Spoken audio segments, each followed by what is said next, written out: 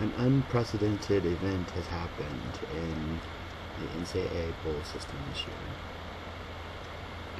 Of the Big Six AQ's conferences, 5 of which are able to produce at least 7 qualifying teams for the bowl games. The 6th, being the Big East, is only able to produce 5. Yeah, it is quite the event this year. If I'm looking this right, the Big Ten has produced 10 teams, 10 qualifying teams for the Rose Bowl game. Well, the winner being the Rose Bowl, but 10 teams qualified.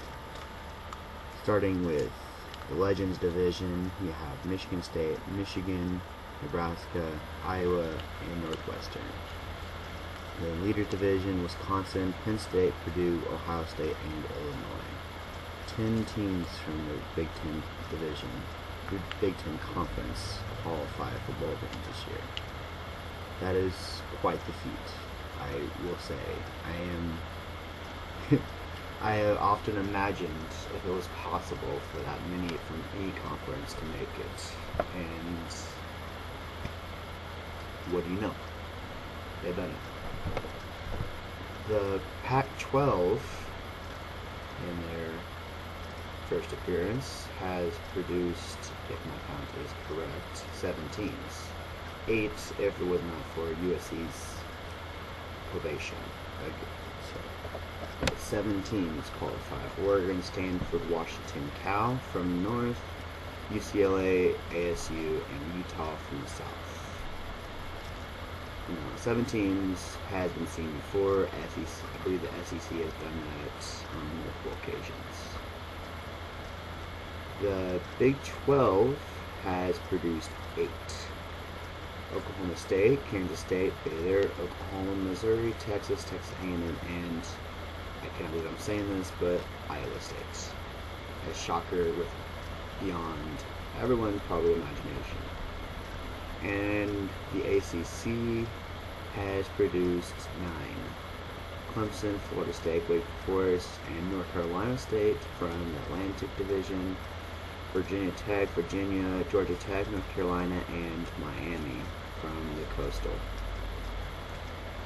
You know, the ACC has surprised me, I will admit.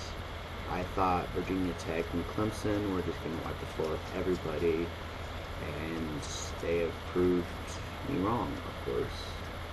And they showed up. I will definitely give them that.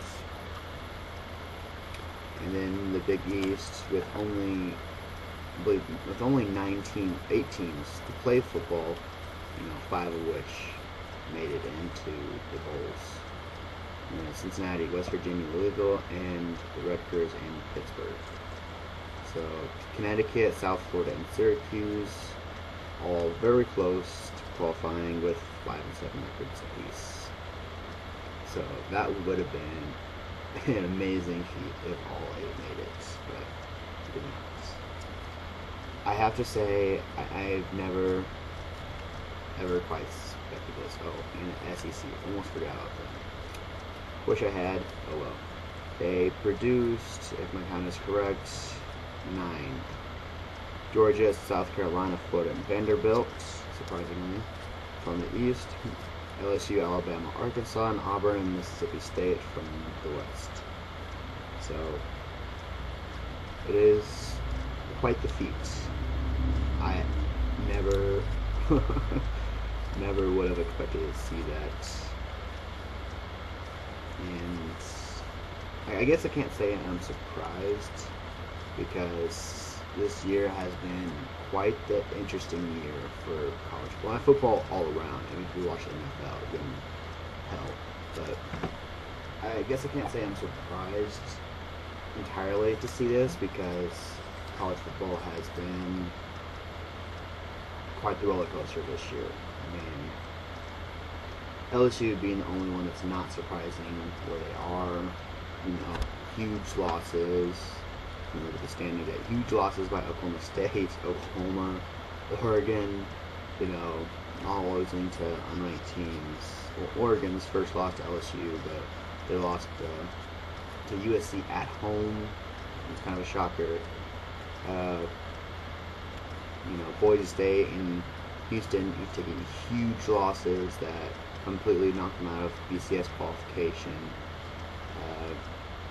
Just big hits on some parts. Some just in the SEC, just etching their way up and then having the 1, 2, 3 marks for a while. That was a surprise. Clemson on their 9-0 run, and then just completely falling apart at the end of the season. Penn State, amongst all of their dilemmas, still managed to get ranked. I don't know how, but they are ranked at 22nd.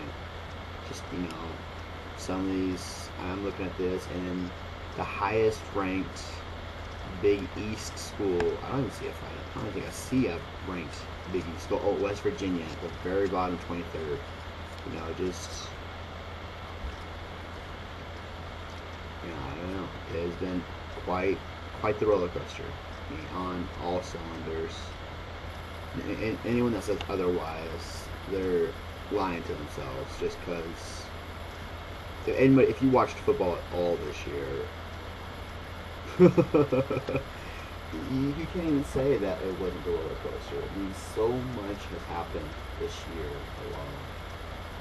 How many? I don't even know how many coaches got fired this year. Arizona fired their coach. Illinois fired theirs. UCLA fired theirs. That's the start. That's one I can name off the top of my head. It's just so.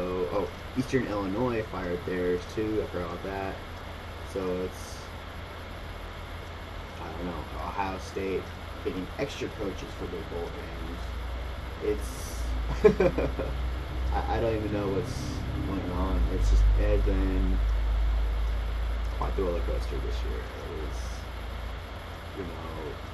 It was, the bowl games, the BCS bowls. I don't think anybody completely expected to see the bowl games look the way they do.